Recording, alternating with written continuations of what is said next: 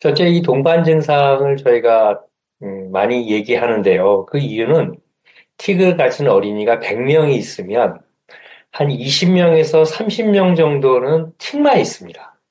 그러니까 다른 게 좀 있다 하더라도 별로 유의할 정도는 아니에요. 그래, 나머지 한 7, 80%의 어린이들은 또는 성인들은 거의 틱 증상 이외에 나머지 증상들을 보이고 있어요. 우리는 그거를 이제 동반 증상이라고 얘기하고요. 그 증상은 겉으로 보이는 현상이죠. 근데 그 증상을 보이는 데는 밑에 병리 소견이 있습니다.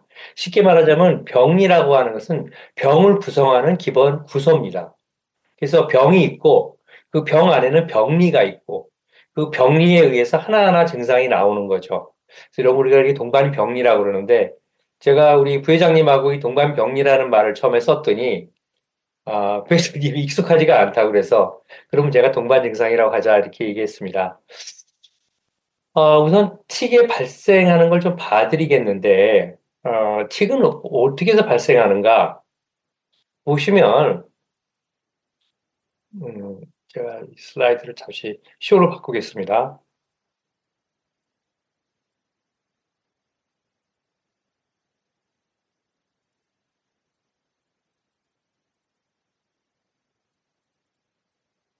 이 슬라이드 쇼가 여기 나오는구나. 아, 보이시죠? 네, 슬라이드 보이시죠? 네, 틱이 발생하는 것은 첫째는 약간의 유전적 요소가 많습니다. 그러니까 틱은 어떤 아이들에게는 전혀 유전적 요소가 없어 보이지만 잘 뒤지고 들어가면 간혹 유전 요소를 찾아낼 수가 있는데 틱의 유전성은 거의 90%가 넘습니다. 지금 무슨 말이냐면은 아, 10명의 아동이 있다면 그중에 9명 정도는 형제, 부모 또는 부모의 형제 등등에서 유전적 요소가 끼어들어와 있다는 것입니다. 그리고 두 번째 이제 환경적 요소가 있는데 이 환경적 요소는 원인적인 것보다는 증상이 일시적으로 생기는 경우. 아주 우리가 이제 보통 증상이 한 달, 두 달 있다가 사라지는 경우가 있어요. 요 경우는 6세 미만. 요 경우는 생겼다가 사라졌다가 다시는 안 나오는 경우를 말합니다. 근데 보통 이제 틱의 일반적인 코스는 네 돌, 다섯 돌쯤의 증상이 나왔다가 한 1년이나 6개월 정도 쉬었다가 다시 나옵니다. 이때 처음 나온 거는 일시적으로 보이는 틱 같지만 나중에 다시 나오면 이거는 저희가 일시적 장애라고 얘기하지 않습니다. 이렇게 일시적으로 생기는 경우에는 환경적 요소가 분명히 있습니다. 이때는 이제 애들한테 스트레스 상황인데 뭐 대표적으로 얘기하는 게 동생을 보았다. 또는 이제 처음에 유아원을 갔는데 또는 어린이집을 갔는데 스트레스를 받았다. 이럴 때 생기는 틱들 대개 그때는 초기 틱 증상이에요. 눈 깜빡임 정도. 뭐, 이 정도 보통 보이고, 이제 많은 건 우리가, 일시적 특징성이라고 그러고, 일시적 특징상은 환경적 요소에 의해서 생겼다라고 얘기합니다. 그러니까 빈도는 작을 수밖에 없어요. 따라서 상당히 대부분의 것들은 다 이렇게 유전적 요소를 갖고 있다라고 이해하시고요. 그럼 유전적 요소 중에 어떤 유전적 요소를 갖고 있냐? 여기 피질, 선조체, 시상, 피질 회로 이런 말이 나와 있습니다. 이게 이제 다시 말하자면 뇌가 이렇게 있으면 이 뇌 겉에 있는 부분들을 여기를 우리가 피질이라고 합니다. 피질 안으로 껍데기를 열고 들어가면 안에 세부 조직이 있어요. 우리가 과일을 보면 맨 위에 껍질이 있고 껍질 위에 살이 있죠. 그 살을 열고 들어가면 그 안에 이제 씨라든지 이런 것들이 있죠. 바로 이런 부분이 해당되는 게 이 속에 있는 내부 구조인데 이 내부 구조에 이 스트레아툼이라고 하는 선조체라는 게 있고요. 그다음에 이 안에 달라무스라고 있습니다. 이 달라무스하고 선조체는 관계가 뭐냐면은 이 스트리아툼은 우리 몸에 동작을 조절해주는 기능을 하는 거고요. 여기는 달라무스는 감정과 감각을 담당하는 곳입니다. 사실은 요 위에 변연계라는 게 하나 있는데 이 변연계는 이제 완전히 감정의 지배를 받습니다. 따라서 우리 몸의 동작이라고 하는 것은 어떤 감각이 붙으면 감각에 의해서 동작이 나올 거고 이런 동작이나 감각은 감정에 의해서 서로 영향을 받아요. 즉 예를 들면 어떤 경우에 스트레스를 받았을 때, 우리가 보통 가려움증을 느낄 때, 긴장할 때 더 가렵습니다. 보통. 근데 아주 긴장이 높으면 또 가려움을 못 느껴요. 그래서 이런 이 변연기에서 일어나는 감정 조절이 우리가 느끼는 감각도 조절하고 또 우리는 운동도 조절을 같이 받습니다. 그래서 요 구조물이 이렇게 연결된 이런 거를 우리가 CSTC라고 하는 것을 합니다. 그러면 이 스트레아툼은 뭐냐면 어든지 감각의 이상이 감각을 자극을 받으면 동작으로 이어지는데 이 동작은 결국 이 앞뇌에서 일어나요. 이 앞뇌에서 일어나는 걸 너무 많이 일어나거나 또는 너무 적게 일어나거나 참거나 이런 걸 조절하는 게 이 스트레아툼입니다. 이게 브레이크 작용을 하는 겁니다. 그러니까 얼마나 운동 활동을 행동을 덜 나오게 또는 안 나오게 하는 브레이크 작용을 하고 그다음에 이 감각은 달라무스라고 하는 것은 우리 몸에 느껴진 감각이 들어오면 이 감각을 너무 크게 느끼거나 너무 적게 느끼지 않도록 적당히 조절해 주는 것입니다. 그래서 두 개의 브레이크와 필터에 의해서 우리 운동은 잘 조절이 되는데 바로 이 투렛병이 있는 친구들은 감각이 굉장히 예민합니다. 그래서 이 감각 필터가 굉장히 작용을 덜 하고 있어요. 그 다음에 이 브레이크가 작동을 잘 하지 않아서 불필요한 행동들이 나오는 겁니다. 결국 이 두 개의 작용에 의해서 여기서 이제 틱이라는 행동이 발생이 된다. 이렇게 이해하시면 되겠습니다. 그래서 우리는 결국은 이 틱 증상, 결국 이 투렛병이 결국은 CSTC 회로의 이성이 아닌가, 이렇게 의학적 가설을 갖고 있는 거죠. 제가 지금 말씀드린 요거를 CSTC 회로를 잠깐 뭐 보는데, 여기서 투렛병과 관련된 게 도파민이라는 것. 이 도파민의 경로가 이렇습니다. 도파민을 여기서 만들어집니다. 요 아래. 여기 스트리아툼이 있고, 스트리아툼 바로 아래에 이제 그 도파민이 만들어지는 데가 있는데, 여기서 도파민이 만들어지는, 도파민은 결국 여기까지 가는 이 회로를 따라 배달이 됩니다. 이 배달을 시키는 경로 중에 아까 얘기한 달라무스 통하고 옆에 있는 림빅, 이게 림빅인데 여기 림빅, 이 림빅을 거치게 되고 그 다음에 여기 아까 얘기한 스트리아툼, 저기 선저체를 거치게 되고 결국 이런 전체적으로 걷는 이 도파민의 경로가 결국은 이 회로를 통해 가면서 이상이 생긴 기능들이 결국은 도파민의 이상을 일으키고 도파민에 의해서 결국은 이 암뇌에서 이제 틱이 나오는 그런 구조로 돼 있다 이렇게 이해하시면 되겠습니다. 보통 제가 지금 아까 얘기했듯이 여기서 감각이 있다고 그랬죠. 아까 달라무스에서 달라무스에서 우리가 말하는 이제 시상이라고 하는 건데 이 감각이 결국은 굉장히 중요한 역할을 해요. 그런데 이 틱이 있는 애들은 튀기 하기 전에 어떤 감각을 느낍니다. 우리는 그걸 보통 모니터리 얼즈라고 그래요. 그러니까 내가 지금 뭘 하고 있는지 감각이 이렇게 지켜봐요. 그럼 감각이 일어나면 우린 벌써 몸이 준비가 일어납니다.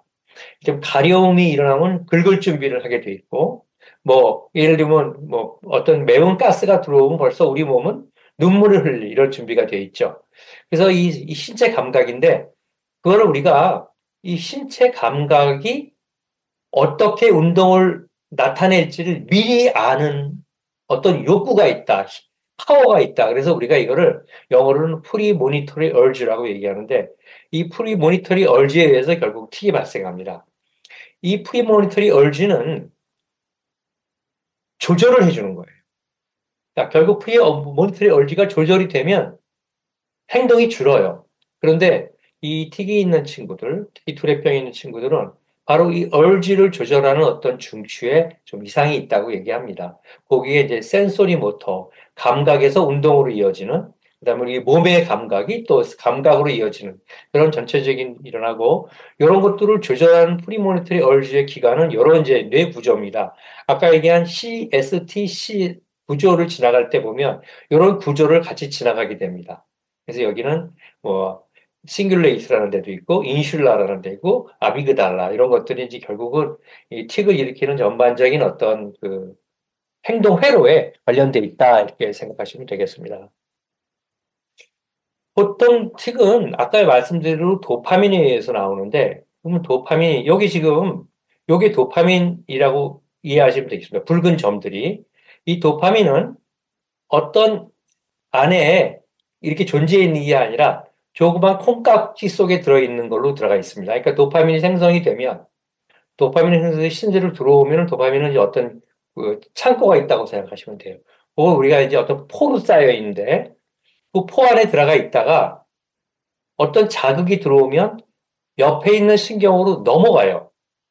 우리가 자극을 받으면 신경과 신경이 연결해서 넘어가는데 그거를 우리는 요 부분을 우리는 시냅스라고 부릅니다. 이 시냅스에서 여기 있는 신경에서 다음 신경으로 넘어가는 요 과정에서 도파민이 이렇게 들어가는데 여기 이 도파민 수용체가 과잉 활동이 먼저 일어납니다. 이 트레이트에서는 일어나면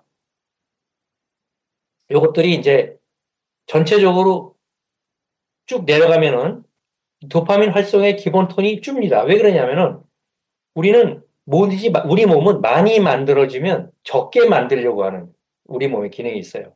예를 들면 우리 몸에서 충분히 음식을 먹었을 때 소화효소가 나온다면 그다음에 음식이 없으면 소화효소가 적게 분비돼요. 그러니까 기본적으로 활동에 관련된 그런 분비 톤이 감소하게 되는데 이렇게 됩니다.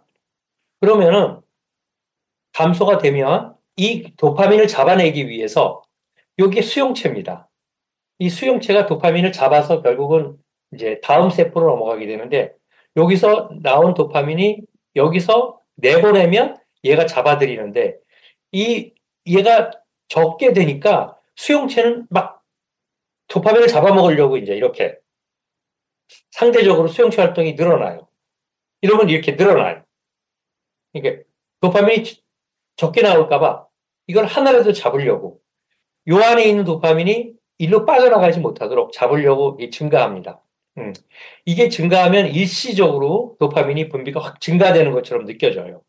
결국. 그래서 결국 도파민 활성도가 증가하고 이것 때문에 결국 이제 이렇게 도파민이 늘어나면 여기서 또 활성도 틱이 발생하는 그런 구조로 되어 있습니다. 자, 틱을 간단히 설명드렸고요. 다음에는 이 틱이 도대체 아까 미리 받은 질문 중에 이게 있던데 보통 틱이 발생하는 거는 여기 보면 한 3세 정도 됩니다. 아주 일부 아이들에게서는 3세 때 나타났다가 이게 조금씩 늘어나거나 또는 아이들이 나이를 먹으면서 틱을 보이는 아이들이 증가하게 돼요. 그래서 5세쯤 되면 어느 정도의 틱을 보입니다.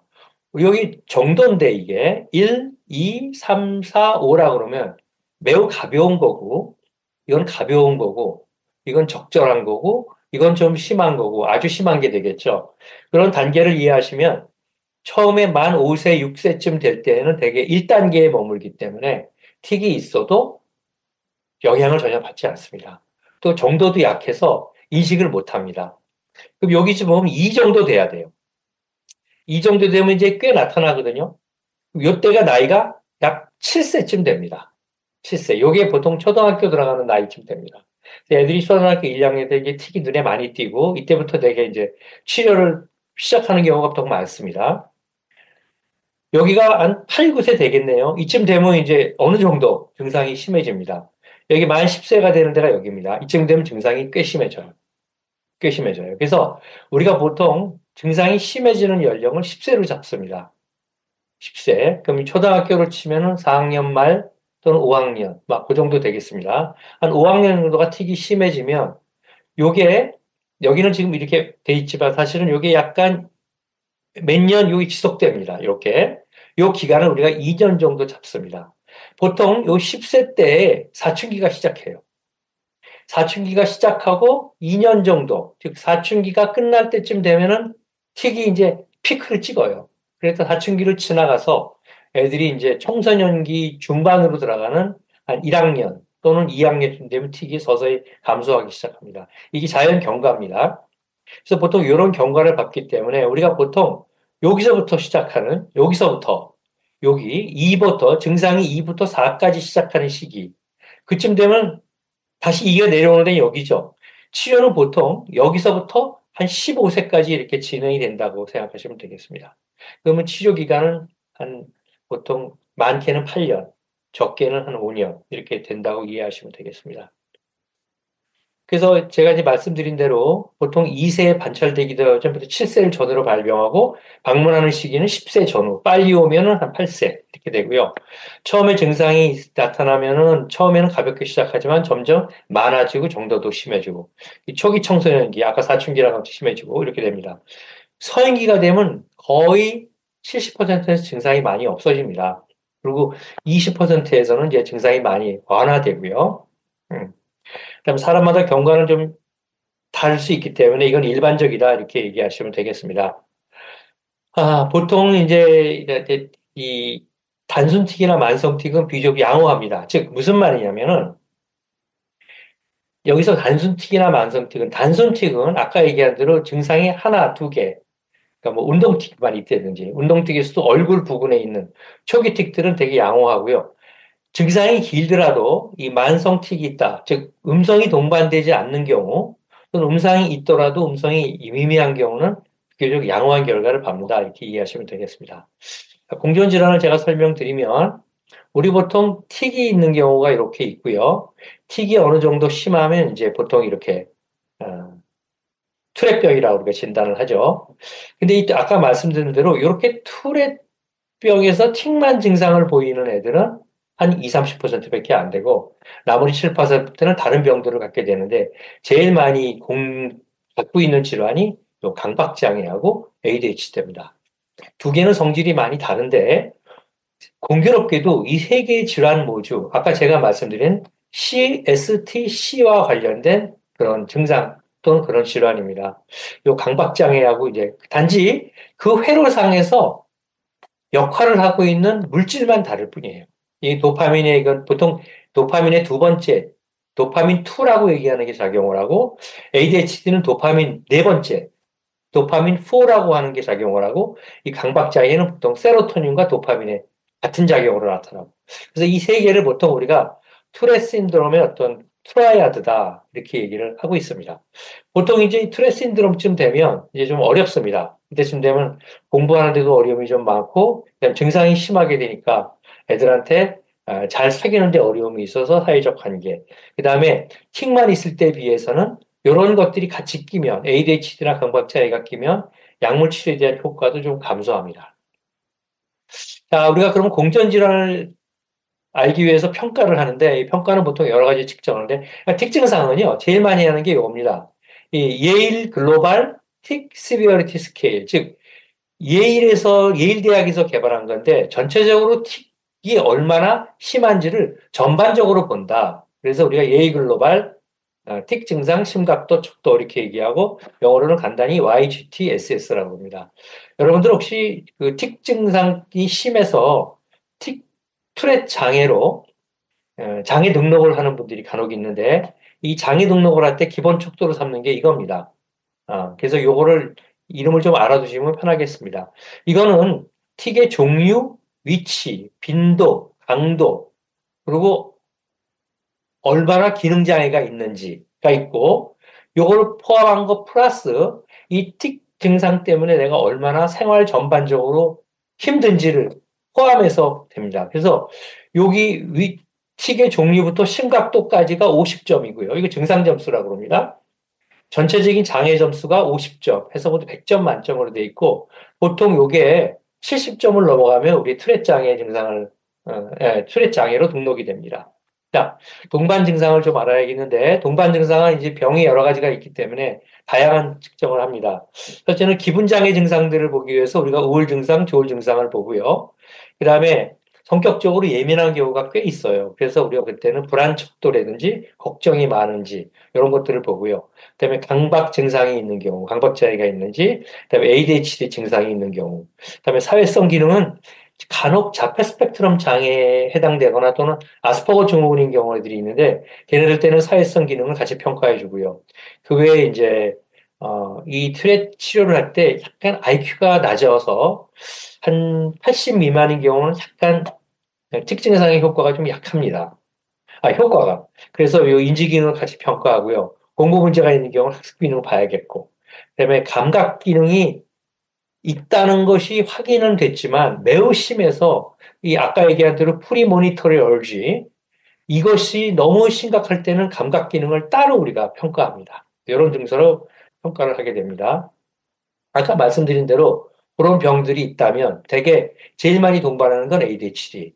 한 절반 정도가 ADHD 있다고 생각하시고, 그다음에 강박이 한 30% 되는데 여기 OCS가 있습니다. OCS는 강박 증상만 있는 게 아니라 강박 증상 플러스 약간 성격이 있는 경우. 이것도 포함됩니다. 그렇게 넓은 의미를 보면은 한 4, 50%까지 되고요. 그다음에 보통 우울증을 동반해서 이런 기분 장애가 한 3분의 1 정도. 그다음에 이제 아까 얘기한 대로 강박이 아니면서 예민한 성격이나 걱정이 많거나 이런 불안 장애 있는 경우가 한 3분의 1 이상 이렇게 보통 이렇게 보시면 되겠습니다. 여기 빈도는 나와 있지 않은데 상당히 많은 분들이 아마 경험을 할 텐데 자기 욕구나 충동 조절이 안 되는 경우가 지금 있습니다. 빈도는 정확히 조사가 안 됐는데 너무 빈도가 정확하지 않다는 얘기는 이 임펄스 컨트롤이라고 하는 문제를 조사하는 척도에 따라 어떤 경우는 10% 나오는 경우고 어떤 경우는 40% 나오는 너무 폭이 넓어요. 그래서 이건 좀 우리가 데이터를 내놓기가 어렵습니다. 그 외에 등등 이런 문제들이 있을 수 있다 이렇게 생각하시면 되겠습니다. 아까 제가 얘기한 대로 틱이 있는 경우에 ADHD와 OCD를 동반하기도 하지만 그 이외에 행동 문제, 아까 얘기한 충동 조절 문제, 뭐 등등 이런 문제들이 있을 수 있다 이렇게 이해하시면 되겠습니다. 이건 우리나라 데이터인데 우리나라 데이터를 봐도 비슷합니다. 틱만 있는 경우는 우리나라에서는 11%밖에 안 나왔네요. 그러니까 전혀 아무것도 없는 공전 질환이 없는 것. 그리고 ADHD가 있는 게 60% 나왔고요. OCD 아까 얘기한 게 33%. 요거는 강박 증상은 아닌데 강박 비슷한 강박틱이라고들 얘기하는 사람도 있어요. 그게 한 3분의 1, 꽤 많습니다. 그래서 이 강박 질환이 상당히 주요 질환이다 이렇게 생각하시면 되고요. 그다음에 이제 많은 게 아까 얘기한 대로 우울, 불안 상당히 많을 수가 있다. 그다음에 우리나라에서는 이 감정 조절이 못한다 그러는 것을 진단으로 붙이긴 그런데 앵거 컨트롤 문제를 한 3분의 1 정도 이렇게 조사된 결과가 있습니다. 자, 이걸 정리하면 우리가 동반병리가 있다고 그랬을 때 치료가 필요한 경우는 결국 이 정도 얘기예요. 강박, ADHD, 불안, 그리고 불안한 성격, 조울, 우울, 그다음에 이런 욕구 조절, 충동 조절 문제 이런 것들이 이제 결국은 치료에 필요하다 이렇게 얘기합니다. 제가 하나 요거는 뇌를 하나 더 소개시켜 드리겠는데 아까 제가 뇌를 전체적으로 보면 이렇게 돼 있는데요. 보통 우리가 틱이 발현하는 데가 여기입니다. 그러니까 제가 센소리 모터 에어리어라고 보여준 데가 있는데 프리모니터리 얼주에서 감각과 운동이 나오는 데가 여기입니다. 여기서 나오는데 여기서 나오도록 하는 조건들이 이 하부 조직에서 전부 다 이루어지는 거예요. 아까 얘기한 대로 센소리, 너무 감각이 예민한 경우 바로 나와 있죠. 그 다음에 감정이 문제가 있는 경우, 아까 림빅이라고 제가 변연기에 말씀드렸는데 여기가 되게 림빅 시스템인데 여기는 감정 조직이 뭡니까? 불안이나 우울이 있는 경우는 결국 영향을 줘요. 이렇게. 그 다음에 요거는 이제 우리가 다른 기관인데 이 안에 있는 세부 구조로 들어가면은 틱이 나오는 데가 결국은 아까 여기지만 이 내부 구조엔 여기에요. 그런데 여기에 요 부분들이 전부 다 틱 이외에 동반 증상들이 나오는 거죠. 그러니까 틱과 이 동반 증상이 나오는 거는 아주 옆집처럼 붙어 있습니다. 그래서 이쪽은 신경 연결이 잘 돼 있어요. 여기에 문제가 생기면 바로 틱으로 나올 수 있다는 거죠. 이게 뇌 내부에서 올라오면 결국은 이런 과정을 거쳐서 프리모니터리 얼지, 림빅을 거쳐서 감각을 통해서 나오는데 여기가 하는 일이 뭐냐면 얘는 이 틱이 발현되도록 나오는데 얘가 억누릅니다. 틱을 나오지 않도록. 그래서 여러분들이 제가 간혹 외래 볼다가 이제 훈련을 시키는데 어떤 일을 집중하는 훈련을 시켜요. 여러분들도 가끔 그럴 때 있습니다. 어떤 애들은 우리 애는 틱을 하는데 책을 읽을 때는 굉장히 애가 틱을 안 한다든지 또 어떤 경우는 책을 읽어도 많이 나오는 애 있지만 반대로 게임도 마찬가지예요. 어떤 애들은 게임을 할 때 보통 나빠지는데 게임을 하면 여기가 나빠져서 그래요. 흥분을 하고 감각도 예민해지고. 그런데 반대로 게임을 하는 경우 여기보다는 잘 몰입하고 집중이 있는 애들은 이 부분에서 틱을 억압합니다. 그래서 이런 애들은 그래서 보통 운동이 좋다고 얘기하는 이유가 운동이 병에 좋은 게 아니라 이 증상에 좋습니다. 운동을 하면 집중을 해요. 집중을 하면 그동안은 틱을 안 하는 경우가 많습니다. 그래서 요 틱을 조절하는 건 앞에 있다. 그래서 우리가 보통 치료할 때 여기만 치료하는 게 아니라 여기를 같이 치료해야 되는 거로 돼 있어요. 현재 약물들은 예전에 먹었던 약들은 다 여기를 치료하는 약이었어요. 그게 할로페리돌 또는 리스페리돈 이런 약들이었는데 요즘에 나오는 그 아빌리파이라는 약이 있는데 그거는 여기도 치료하지만 여기를 같이 치료해 줍니다. 그리고 어떤 분이 질문을 하셨는데 에코피팜이라는 약이 지금 여기 작용을 굉장히 많이 할 거라고 추측을 해요. 그러니까 틱을 나오는 거를 억압해 주는 그런 아마 역할들을 한다 이렇게 생각하시면 되겠습니다. 그래서 아까 얘기한 이런 것들이 증들이 다 주변하게 연결돼 있다 이렇게 생각하시면 좋고요. 제가 오늘 특히 여러분들한테 좀 많이 얘기할 부분이 이 두 개인데 불안과 우울인데 불안은 이제 제가 이따 말씀을 드릴 거고 이 우울이 아주 예후가 나쁩니다. 우울이 특히 청소년 이후에 성인기로 넘어가시는 분 중에 이게 있는 경우는 아주 예후가 안 좋습니다. 자, 그럼 틱 치료의 일반적 원칙은 뭐냐? 먼저 틱 증상을 확인하고요. 일반적 진단을 한다. 그리고 동반정신 병리와 평가한다. 그러면 보통 이 동반정신 병리와 학습 기능을 평가하는데 보통 사용하는 게 척도하고요. 경우에 따라 심리 검사입니다. 그러면 틱 증상을 확인하면 진단이 끝나요. 그럼 보통 이럴 때 MRI 테스트가 필요하냐? CT나 필요하지 않습니다. MRI하고 CT를 찍었을 때 거의 여기서 이 병을 확인하는 진단 소견이 나오는 경우 없습니다. 그러면 MRI를 찍어서 우리가 이 병을 확인하려면 그냥 MRI 아니라 특수한 MRI를 찍어야 됩니다. 그래서 일반적으로 여러분들이 큰 병원에 가셨을 때 MRI나 CT에 대해서 먼저 요구할 필요는 없습니다.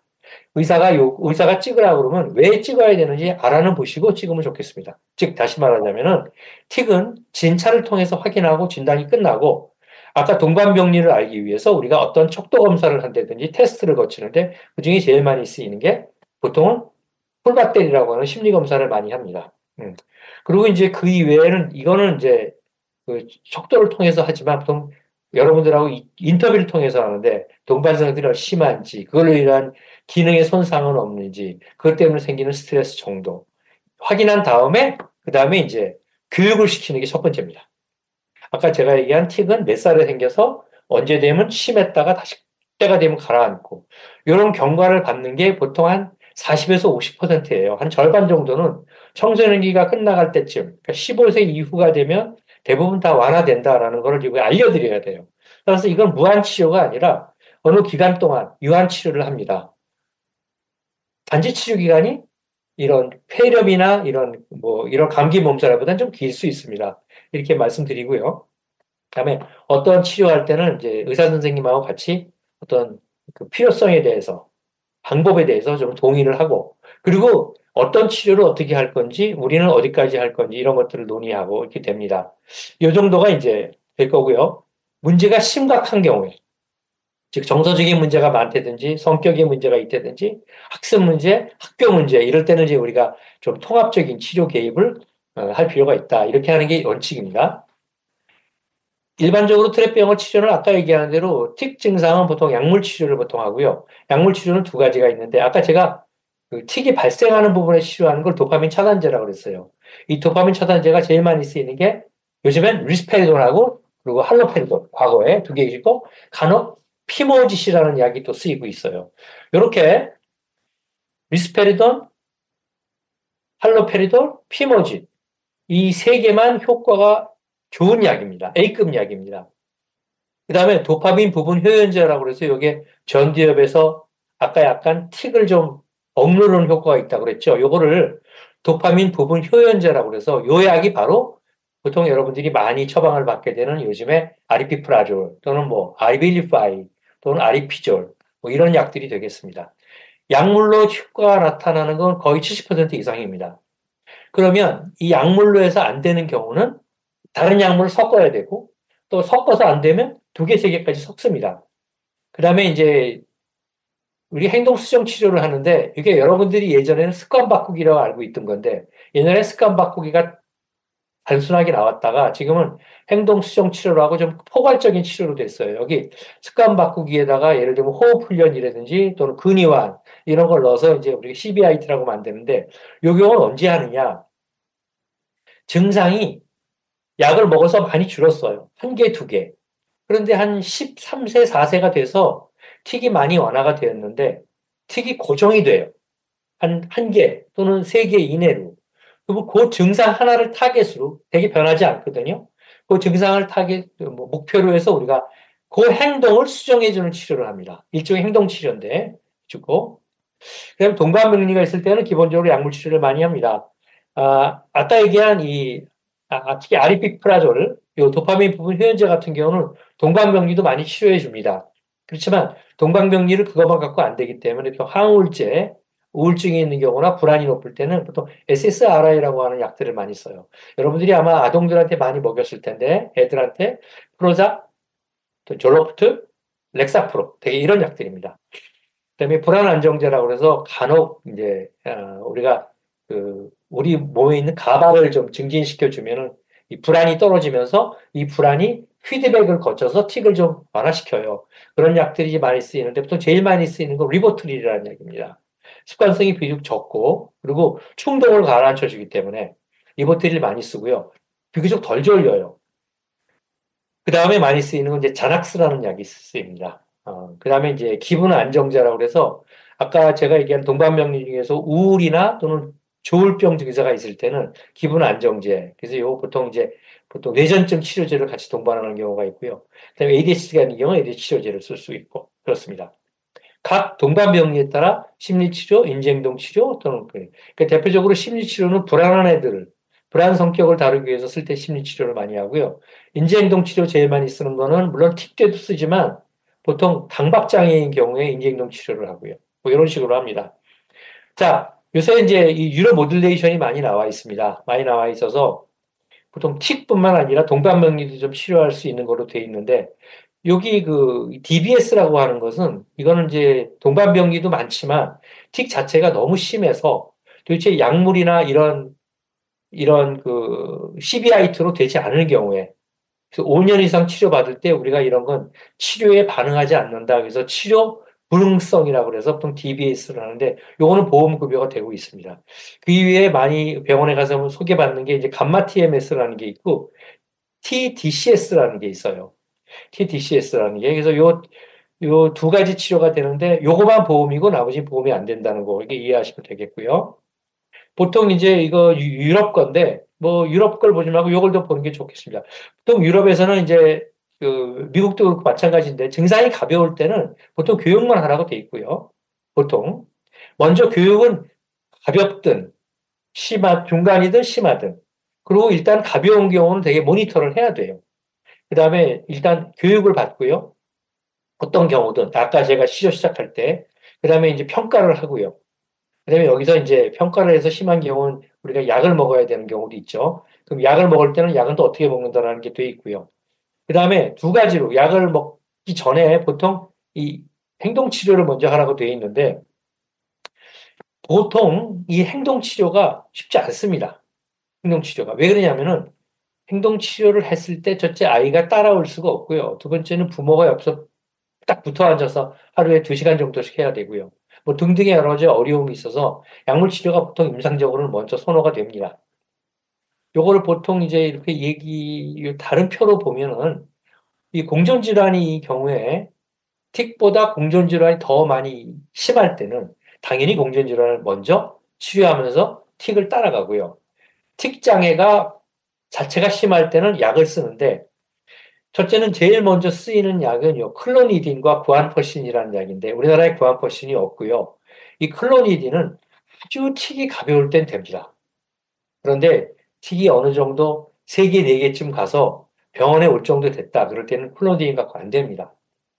그래서 보통 이럴 때 이제 헤비 리버설을 습관 바꾸기를 하기도 하지만 약물을 투여하는 경우가 많고, 그래서 이제 약을 써서 뭐 이렇게 처음에는 뭐 플로니딘을 써보고 안 좋으면 결국 이제 에이티피칼 리사이코틱이라고 그래서 아까 제가 얘기한 아리피프라조, 리스페리돈 이렇게 쓰고 그거 갖고 안 되면 티피칼로 넘어갑니다. 이게 티피칼이 그 예전에 나왔던 약들이라는 건데 그게 이제 할로페리돌과 피모짓이 되겠습니다. 보통 이렇게 쓰고 있습니다. 그리고 이건 옛날 데이터라서 아리피프라졸을 나중에 쓰라고 돼 있는데 요새는 아리피프라졸을 우리나라에서는 1차 약으로 먼저 쓰는 거라고 이해하시면 좋겠습니다. 그러면 이제 아까 얘기한 도파민 제가 이렇게 설명드렸잖아요. 도파민이 이렇게 나오면 약은 무슨 작용을 하느냐. 제가 그냥 아빌리파이만 소개시켜 드리겠습니다. 보통 나오면 이 도파민이 나와서 다음으로 넘어가죠. 도파민이 과활성화되는 게 문제라 그랬죠. 여기에 도파민이 내려와서 여기에 리셉터에 많이 들어앉아 있는 게 문제예요. 근데 얘가 여기에 들어앉아 있기 못하게 하려면 여기서 차단을 하든지 얘가 도파민을 밀어내지 못해 입구를 차단하든지 아니면 도파민이 앉을 자리를 차단하든지 그렇겠죠? 보통 그래서 이제 이렇게 도파민이 약이 들어가서 여기서 도파민을 어떻게든지 좀 올라가지 않도록 이렇게 하는 거죠. 이게 이제 약물 치료의 효과입니다. 그래서 이제 제가 약물만 간단히 소개시켜드리면 제일 많이 쓰이는 약이기 때문에 효과가 얼마나 있느냐. 이거는 이제 꽤 오래된 데이터이기 때문에 이미 10년도 넘었어요, 이미. 그렇지만 지금 아빌리파이를 더 이상 연구 안 하거든요. 효과가 입증된 약이기 때문에 한 걸 보면 약을 안 먹인 경우에 비해서는 훨씬 많이 줄어들죠. 증상이 굉장히 이렇게 많이. 점수가 15점 정도 줄어들면 상당히 줄어드는 겁니다. 그래서 이렇게 치료를 한다. 보통 보시면 2주, 4주, 벌써 6주 정도 지나면 한 달 반 또는 두 달만 지나가고 벌써 증상이 어느 정도 있다. 그러니까 아빌리파이를 썼을 때 한 달, 두 달을 써서 효과가 충분치 않으면 그때는 섞어야 할지 말아야 할지 이런 걸 결정해야 된다는 겁니다. 그다음에 요거는 이제 아까 할로페리드라는 약이 있었죠. 제가 티피칼이라고 얘기한 건데 예전 약이라고 한 거 효과 거의 비슷합니다. 그래서 아빌리파이를 결국은 이런 치료 약제를 우리가 쓰고 있는 거죠. 치료를 제가 말씀드리겠습니다. 틱이 있는 경우는 일단 기본적으로 공전 질환이 있을 때 틱만 있는 경우는 아까 얘기한 대로 CBIT 할 수 있고요. 그다음에 알파 아고니스트라는 게 있는데 이게 클로니딘이라는 약이고요.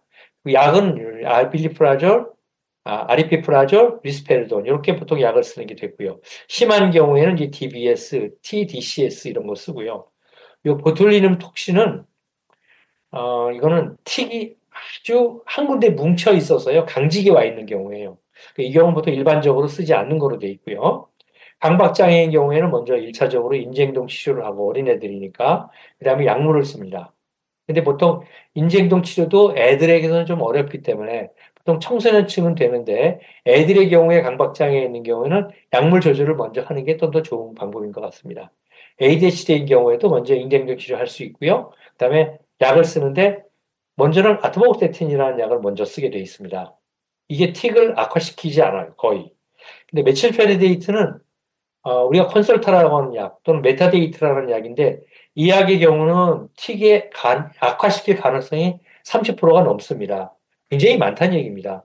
그리고 없던 틱이 생기는 경우도 있지만, 아, 그, 없던 그 ADHD가 있는 것도 있지만 주의력이 살짝 나빴는데 갑자기 이걸 써서 더 틱도 심해지고 주의력도 더 나빠지는 경우가 있어요. 그래서 요건 좀 조심했어야겠다 이렇게 제가 말씀드립니다. 오히려 여기 나온 아리피프라졸이나 리스페돈으로 치료했을 때 ADHD의 충동성이나 또는 여러 가지 정서적 안정에는 이게 더 좋을 수도 있습니다.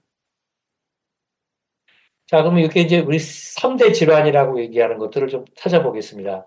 틱은 보시면 5세쯤 돼서 어느 정도 많이 드러나죠? 10세에 제일 심하다고 그랬죠. 요게 한 2년 간다고 그랬습니다. 그러니까 10세부터 한 12, 3세까지 이렇게 틱이 심해지는 시기예요. 그러면서 15세를 넘어가면 이렇게 20세까지 많이 줄어드는 걸 볼 수 있죠. 없어지지 않는다고 돼 있는데 개별적으로는 없어지는 애도 있고요. 또 어떤 경우는 조금 남아서 치료 안 받아도 되는 경우도 있고 그렇게 됩니다. ADHD는 이게 ADHD 질환인데 일단 이거 계속됩니다. 그래서 ADHD는 치료가 훨씬 더 틱보다 오래 해야 된다는 거. 그다음에 강박장애는 5세 이전 보통 3세 부분에 살짝 나타났다가 사라집니다. 그랬다가 강박장애가 한 10세 부분에 와서 이제 고개를 들어요. 여기도 ADHD처럼 계속됩니다. 따라서 결국 나이가 이렇게 10대 후반이 되면 틱은 걱정하는 문제가 아니고 ADHD와 강박장애가 이제 남는 문제가 됩니다. 이게 굉장히 요 치료를 굉장히 중요하게 생각해야 됩니다. 그러면 어떤 애들은 10세에 나타나지 않고 여기에 나타나는 애들이 있어요. 강박장애가 요 나이에. 요때 애들은 이제 좀 이유가 있어서 그렇습니다. 요때 애들은 기다리지 않고 보통 어린 나이에도 치료를 시작해야 됩니다. 음. 그래서 보통 이제 우리가 오랫동안 봤다. 그러면 이제 어릴 때는 확실히 틱이 좀 심하죠. 그랬다가 나이를 먹고 청소년기가 되면 이렇게 줄어듭니다. 전체적으로요. 근데 반대로 OCD는 어렸을 때는 눈에 보이지 않고 약했다가 오히려 나이를 먹으면 청소년기층, 그저 한 사춘기쯤 되면 고개를 드는, 그러니까 반대의 양상을 갖고 있다. 이렇게 여러분들이 이해하시면 좋겠습니다. OCD와 동반되는 경우를 잠시 말씀드리면 소아강박장애에서는 보통 틱이나 ADHD가 동반되면 강박장애 치료제는 SSRI입니다. 아까 제가 얘기한 프로잡, 졸로프토 이런 약들인데 이걸로 치료를 하는데 틱이나 애들이 동반되면은 이 치료가 떨어져요. 즉 강박장애만 있지 않고 틱이나 ADHD가 있는 경우에는 강박장애 치료가 좀 어렵다 이렇게 말씀드립니다. 그러니까 이 세 질환은 서로 섞여 있어서 좋을 게 없다는 얘기예요. 그래서 그러면 이 SSRI가 이 약이 틱에는 어떻게 되느냐 이런 얘기입니다. 보통 틱을 고용량을 쓰면 그러니까 이걸 고용량을 쓰면 그러니까 프로작을 40 이상 애들의 경우 40 이상 쓴다든지 60 또는 졸로프트 150, 200 이렇게 쓰는 경우는 틱을 오히려 악화시킬 수 있어요. 그래서 이건 고용량에서는 이제 악화시킬 가능성이 있고 약간 불안을 감소시켜요. 저용량에서는. 그러니까 한 알, 반 알 또는 한 알 반 정도 틱을 감소시킬 수 있기 때문에 그때 쓴다. 근데 이 불안이 운동틱보다는 음성틱에 조금 더 영향을 줍니다. 그래서 음성틱이 많은 애들에게서는 우리 SSRI를 조금 더 쓰는 경우가 있어요. 근데 이거는 사실 충분한 데이터는 있지 않은데 임상적으로 경험적으로 그렇다는 겁니다. 음. 그 다음에 이제 이 투렛 장애인 경우에 아까 제가 얘기한 대로 어떤 경우에는 틱보다 강박장애가 더 문제는 경우가 있어요. 가장 예후가 안 좋은 경우입니다. 강박장애가 심한 틱은 아주 예후가 안 좋습니다. 그래서 이 경우에는 우리가 보통 이 강박장애 치료에서도 보통 SSRI만 쓰는 게 아니라 틱 치료제를 같이 써서 강박장애도 치료하고 틱도 치료하고 보통 이제 그렇게 된다는 것입니다. 그 다음에 이제 우리가 투렛에 동반하는 그, 어, 불안 중에서 1차적으로 동반하는 경우가 있어요. 틱이 있는 애들을 이렇게 보면 틱이 있기 이전에 먼저 굉장히 어렸을 때부터 기질적으로 예민하고 작은 소리에도 깨고 또 뭐 감각으로도 예민하고 그래서 엄마가 아주 키우기 힘들어갔다는 애가 있어요. 얘네들은 기질적 불안이 있다고 생각하는데 요 경우는 이제 우리가 보통 치료를 할 때 1차적 불안장애라고 그래서 아까 얘기한 대로 틱도 치료하지만 이 불안을 치료하는 약들을 같이 씁니다. 경우에는 SSRI, 아까 얘기한 대로 또는 제가 음, 불안을 안정제 계통, 리보트릴 계통을 좀 쓰기도 하고요. 어떤 애들은 아까 얘기한 알프라졸람 또는 자낙스를 좀 쓰기도 하고 그렇게 씁니다. 그 다음에 어렸을 때 이 분리불안이 있었던 애들이 있는데 이 부모님들이 이 분리불안이 있었던 걸 되게 무시합니다.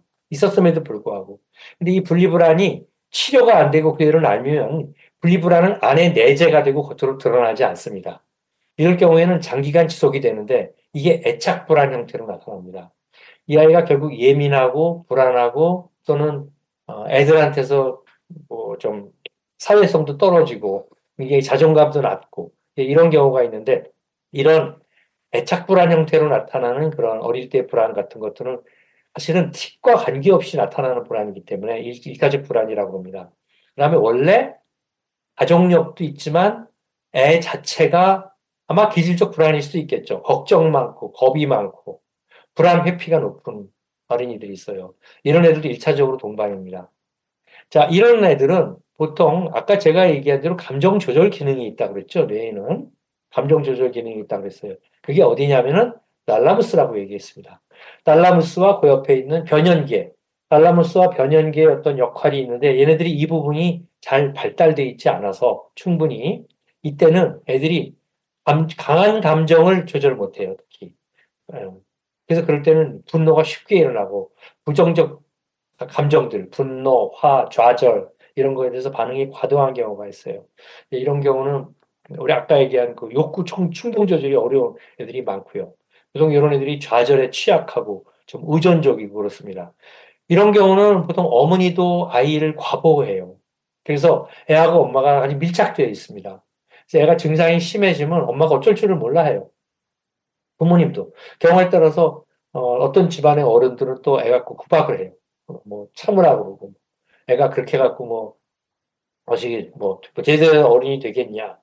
뭐 이런 이제 뭐 좀 강해져라. 뭐 이런 말들을 되게 듣는 경우가 이제 있죠.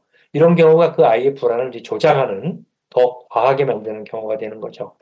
그다음에 이 2차적인 불안도 상당히 문제인데 틱에 대해서 애들이 수치심을 갖는 경우가 많습니다. 근데 이 수치심의 배경에는 나중에 생기는 게 아니라 사실은 틱 증상이 처음에 생겼을 때 이 가족들이 반응하는 게 참 중요합니다. 가족들이 처음엔 틱인지 몰랐을 때 그걸 자꾸 버릇인 줄 알고 고쳐주려고 그러는데 틱이라고 설명을 해줬어요, 이제. 그런데도 불구하고 이 틱은 내가 조절할 수 있다. 특히 어떤 경우냐면 가족 중에 나도 틱이 있었는데 난 내가 고쳤다. 고친 게 아니라 저절로 난 겁니다. 아까 저절로 성인이 되면 낫다 그랬죠. 본인은 고쳤다고 생각하는데 아닙니다. 난 겁니다. 내가 고쳤다고 생각하니까 걔한테도 내가 틱을 참았던 방식을 애한테 강요해요. 그 어린 애들한테.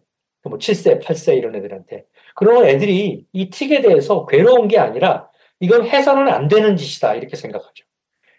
그리고 부모한테 내가 이걸 조절을 못하니까 미안하기도 하고 말을 안 들었다는 것 때문에 한편으로 또 얘가 잘 못했다는 것 때문에 자존감도 내려가고 그다음에 자책감, 죄책감 이런 게 생겨요. 결국 이런 것들이 애들이 점점 진행하기 이게 결국 이 아이들의 2차적인 불안장애가 일어납니다. 이런 불안장애가 집에서부터 좀 있다가 학교를 가서 증세가 심해지는 보통 9세, 10세가 되면 이제 애들이 지적을 해요. 너 소리 내지 마. 너 왜 그래? 놀리고 흉내내고 따라하고. 이제 그러면 얘네들은 이때 어렸을 때 받았던 상처가 있기 때문에 결국은 저항을 못 해요. 그냥 애들한테 그냥 위축되고 결국 장기간에 걸쳐 심리 상처가 났습니다. 보통 이런 것들이 나중에 이제 우리가 PTSD라고 얘기하죠. 학교에서 받았던 그런 상처가 되고 경우에 따라서는 내가 사람들한테 인정받지 못하고 나만 갖고 뭐라 그런다는 피해 의식이 생겨요. 그럼 편집 증세가 생기는 경우도 있고 저한테 온 케이스 중에는 아예 정신병으로 간 케이스도 있습니다. 그다음에 사회 불안증이 많이 생기고요. 자존감이 낮아지기 때문에 우울증 이런 데 있죠.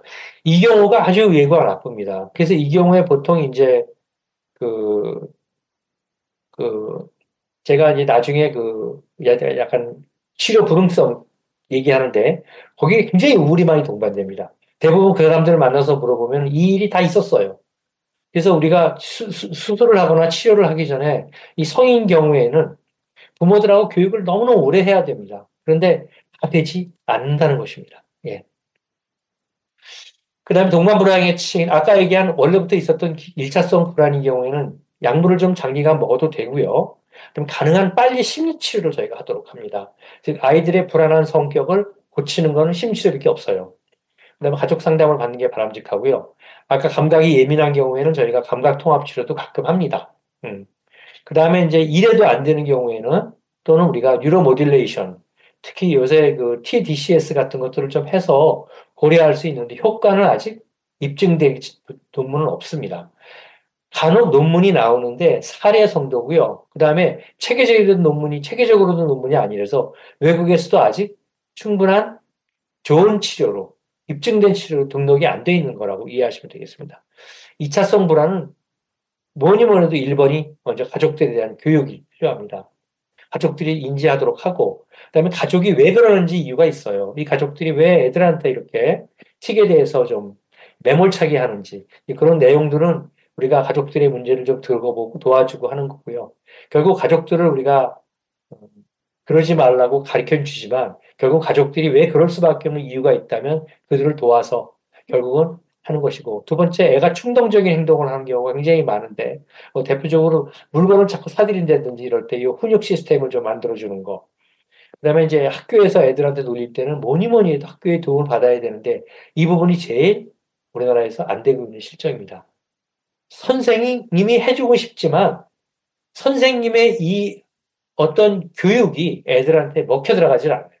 지금 훈육 교육을 하려면 거의 많은 부모들의 저항을 받고 그래서 왜 아픈 애는 쟤인데 멀쩡한 우리 애 갖고 뭐라 그러느냐라고 부모들이 하기 시작하면 교사들이 굉장히 패시브해져요. 이게 상당히 지금 저희 학교 우리나라에서 문제입니다. 그다음에 이제 우울과 조울은 이건 좀 비교적 쉽습니다. 약물 치료가 우선 하나 있거든요. 항우울제는. 그리고 이 우울증은 되게 초기에 생기는 게 아니라 보통 4학년, 5학년 되기 때문에 약물 치료에 이런 심리 치료, 4학년, 5학년쯤 되는 애들은 이런 지지적 심리 치료가 효과가 있습니다. 그래서 가족이나 사회로부터 받은 경우에는 어떤 좌절감을 우리가 회복시키는 프로그램도 있고요. 그다음에 애들이 결국은 이제 자꾸 위축돼서 회피하니까 이 회피를 돕는 사회성 훈련을 할 수도 있고요. 그 다음에 아주 나정감이 낮은 경우에는 사실은 이제 우리가 집단 결속감들을 좀 만들기 위해서 저는 우리 트래핑 협회에 지금 이 청년 그룹이 있는데 이 청년 그룹이 사실은 좀 더 활성화돼서 청소년들이 여기 좀 들어올 수 있는 그런 스페이스가 있으면 사실은 청소년들에게 굉장히 좋은 아마 그런 출路가 될 겁니다. 가족 상담 반드시 필요하고요.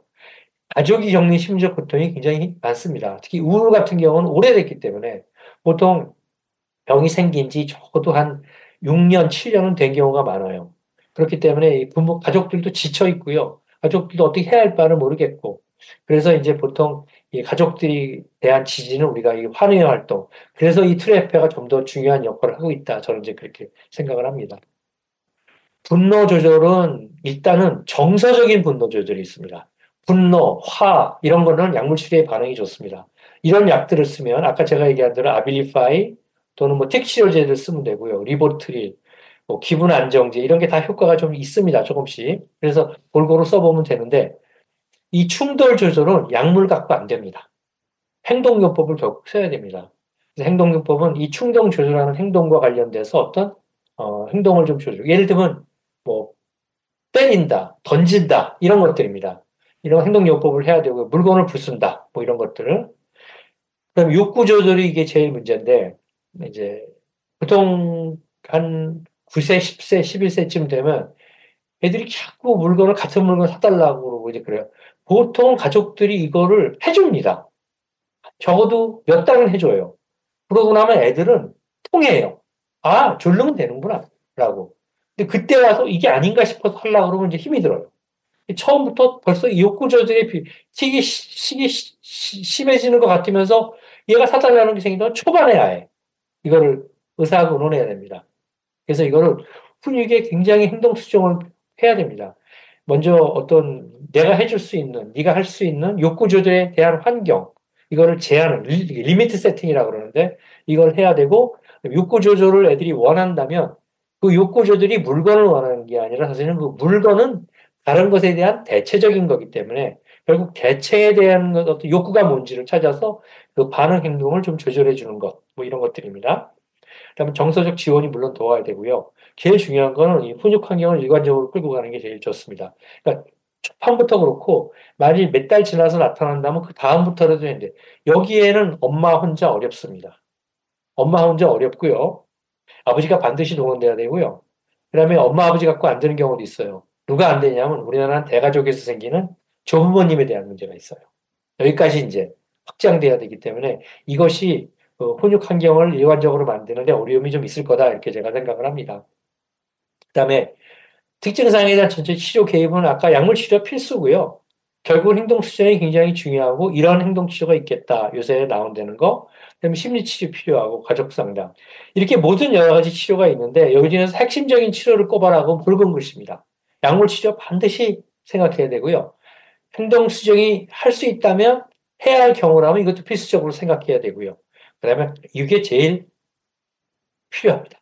가족이 어떻게 이 문제를 돕느냐. 그 애가 병을 앓고 있지만 이 병과 싸우고 있는 아이를 도울 수 있는 건 부모밖에 없습니다. 가족. 그래서 이게 굉장히 필수적이다. 이렇게 제가 말씀드리고요. 약물도 아까 이런 동반병리를 도와주게 한다는 예를 들어 도와드리고 있는데 아까 얘기한 대로 제가 약을 썼더니 틱이 좋아진 걸 외에 이 CYBOCS라는 게 강박 증상입니다.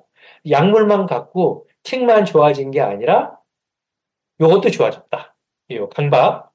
그리고 요거는 주의력 기능들. 살짝 좋아졌죠, 이거는. 그 다음에 여기 우울은 좀 더 좋아지고.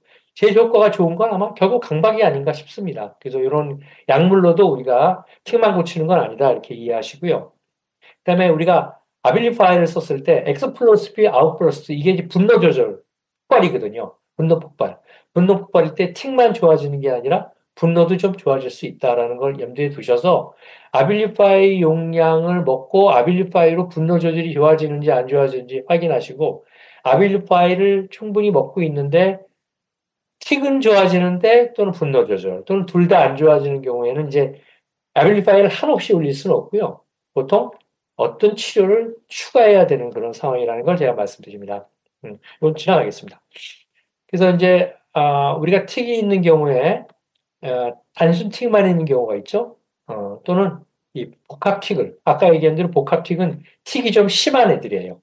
그다음에 OCD 동반을 보면 단순 틱이 좋아지 단순 틱이 있는 애들은 조금씩 나아져요. 복합 틱은 좀 덜 낫죠? 그죠?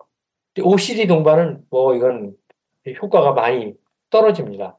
그래서 이 OCD가 하여튼 제일 나쁘다 이렇게 이해하시면 되고요. 그다음에 약물 치료를 했을 때 약물 치료 안 해도 되는 애들은 이 정도 유지하지만 아까 얘기하는 아빌리파이처럼 8차 아고니스트라고 해서 효현제, 부분 효현제는 효과가 그래도 상당히 괜찮게 나타나는데 도파민 차단제만 쓴 경우, 즉 리스페리돌, 할로페리돌 이런 경우는 좀 많이 떨어진다 이렇게 이해하십니다. 아까 제가 말씀드린 대로 에코피팜이 아마 파샬 아고니스트에 가까운 효과를 보일 것 같은데 제 생각에는 모르겠어요. 연구를 현재 단독으로 했더라고요. 그래서 저는 제 생각에 만일에 아빌리파이하고 비교하는 임상을 앞으로 하면 국내에서라도 상당히 아마 좋은 결과가 또 있지 않을까 싶습니다. 현재까지는 아빌리파이 이상의 효과가 있는 건 없거든요. 음. 자, 요거는 이제 현재 아까 얘기한 CBIT라는 게 효과가 있냐라는 거를 입증한 논문입니다. 2010년, 무지 15년 전에 나온 건데, 이걸 어디서 나오냐면, 이 자마라고 하는 곳인데, 이 자마는 얼마나 좋은 논문이냐면은, 일반 우리가 과학 연구에서 네이처와 사이언스를 탑으로 꼽습니다. 임상의학에서는 이 자마가 탑입니다. 그래서 이 자마에 실리는 논문들은 거의 다 우리가 받아들이는 이제 그러한 연구예요. 여기 참여한 연구자들은 정말 미국에서 이 틱 치료에 대해서, 투레병 치료에 대해서 난다긴다 는 사람들이 다 여기 모여 있습니다. 자, 그러면 우리가 HRT를 이용한 CBIT는 어떻게 하느냐? 결국 행동 치료로서 습관을 반정시키는 기법인데, 여기는 제일 많이 나오는 게 어떤 경쟁 반응을 유도해요. 하나 예를 들면은, 애가 자꾸 목을 이렇게 한다면, 목을 이렇게 자꾸 한쪽으로 돌린다면, 이 목을 가능하면 잡는 훈련을. 그러면 이걸 돌린다면, 이 목을 자꾸 당기는 이쪽 근육에 자꾸 수축이 일어나는 거거든요. 그럼 이 수축을 얻기 위해서 반대로 이렇게 하는 것도 되겠죠? 근데 이거를 자기가 막 빨리빨리 하니까, 우리 경쟁 반응을 할 때는 천천히 자기 마음대로, 그러니까 내 마음대로 빠르게 나타나는 행동을 내 마음대로 잡히지 않는 빠른 행동을 내 마음대로 천천히 하는 게 이 반응을 유도하는 첫 번째입니다. 그래서 이렇게 좌우로 아주 간단한 예를 드는 겁니다, 제가. 이런 행동들을 보통 의사들하고 상의해서 이제 어떤 지도 훈련을 하고 요 경쟁 반응을 먼저 느끼게 해요. 그럼 애가 이렇게 했을 때, 좀 내가 조절이 되네라고 느끼게 하죠. 그 다음에 이걸 했을 때 이런 행동이 나한테 도움이 되겠구나 하고 모티베이션을 만들어 주는데 이게 외래에서는 제가 얘기해서 어때? 도움이 돼? 그러면 네 그래요. 집에 가면 다 잊어먹습니다. 그래서 보통 이제 부모들이 이걸 좀 계속 야단치지 말라고 제가 늘 얘기해요. 이거 훈련 시켰는데 훈련 안 하면 자꾸 야단치지 마세요. 왜냐하면 동기가 없어져요, 아예.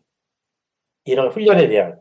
그래서 결국 병원에서 하고 있는 이런 치료에 어떤 아이가 동기를 가지려면 결국 아이 동기를 북돋줘야 되니까 이 동기화 시키는 걸 굉장히 중요하다. 그런 다음에 이제 이게 하나 되면 이 원칙을 갖고 얘가 다른 것도 가능해요.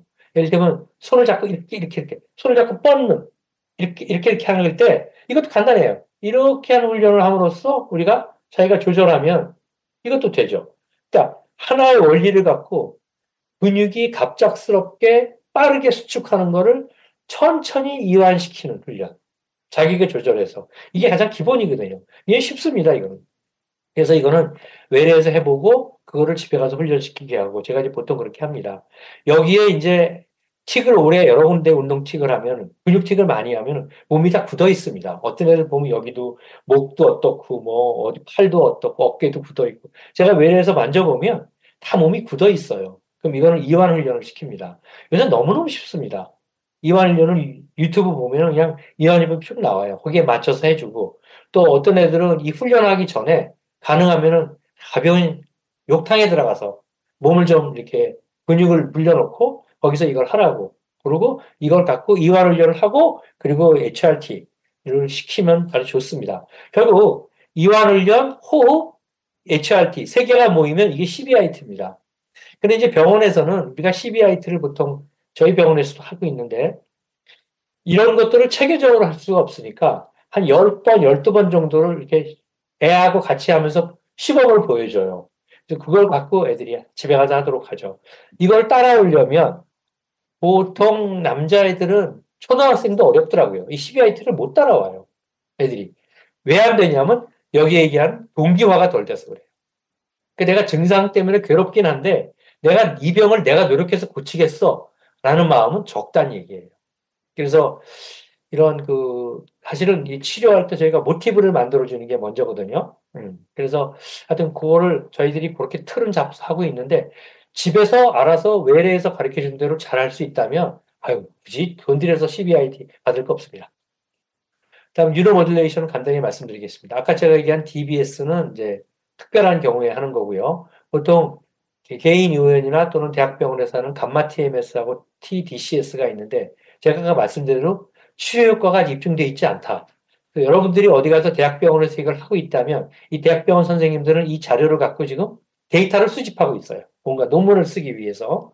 그렇게 알고 계시면 되고요. 그 다음에 둘 다 보험이 아직 안 돼요. 하여튼 보험에서 해당하지 않는 치료는 효과가 입증되지 않았다. 이렇게 생각하십시오. 보험에서 안 되는 치료는 세 가지가 있는데요. 하나는 너무 비싼 치료. 그러니까 우리나라 의료보험공단에서 재정을 감당할 수 없는 대표적으로 비싼 항암제. 두 번째는 이거는 건강에 미치지 않는 임용 치료. 이런 거는 보험에서 안 해줘요. 그다음에 세 번째는 효과도 있고, 아니죠. 가격도 괜찮고, 뭐, 하면 도움이 될 것 같은데, 아직 그 보험으로 인정하려면 근거 자료가 없는 경우. 이 세 가지입니다. 보통 이 투레병에서 이런 치료들은 근거 자료가 없어서 보험이 안 됩니다. 여러분들 그렇게 이해하시면 됩니다.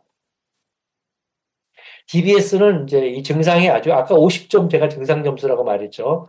그 YGTSS가 50점, 50점인데 한쪽 50점은 기능 전체적으로 장애도, 그 다음에 이 증상 척도가 50점인데 35점이 넘어와야 되는데 35점 굉장히 높은 겁니다. 여러분들 보통 병원에 제가 오는 애들을 이렇게 보면은 보통 빨리 오는 애들이 한 10점 초반 애들이 와요. 그런 애들은 치료할 때도 있고 안 할 때도 있고요. 제가 보통 10점 미만인 경우, 그러니까 증상이 한 3개 미만인 경우는 대개 치료를 안 하고 지켜보라고 얘기합니다. 왜냐하면 어느 시기가 되면 이제 심해질 때 그때 치료해도 되거든요.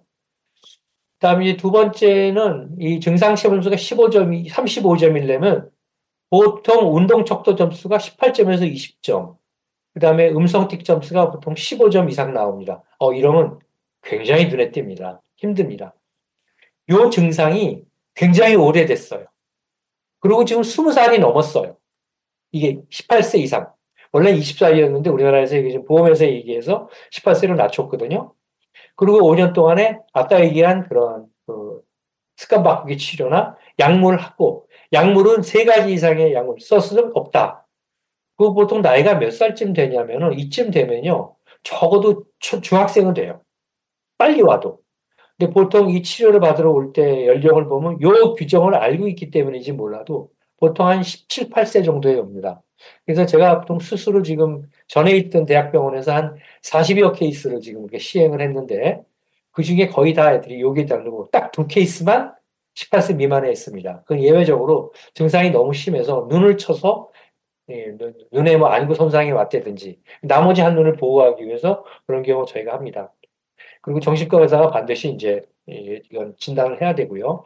저희가 DBS 한 걸 잠깐 보여드리겠습니다. 저희들이 지금 20명 우선 치료하고 1년 이상이 지난 사람 20명 데이터를 저희가 2년 전에 발표했는데 이건 논문에서 낸 겁니다.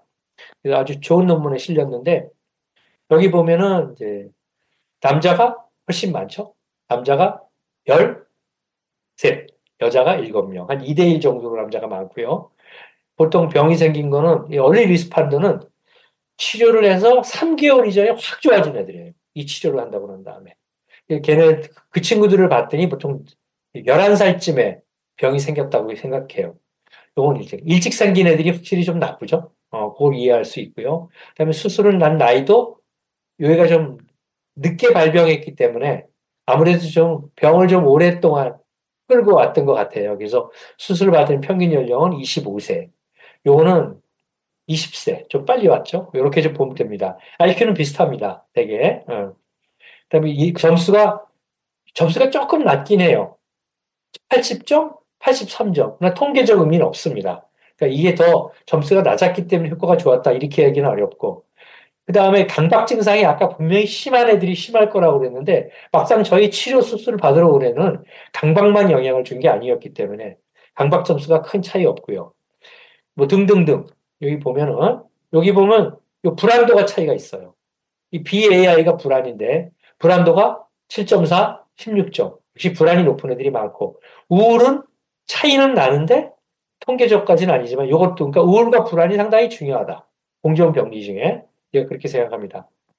그렇게 생각하고 확실히 이 빨리 좋아지는 애들은 여기 그 5명 중에 2명, 여기는 15명 중에 4명. 여기 별 차이 없어요. 뭐 등등을 좀 보시면 되겠습니다.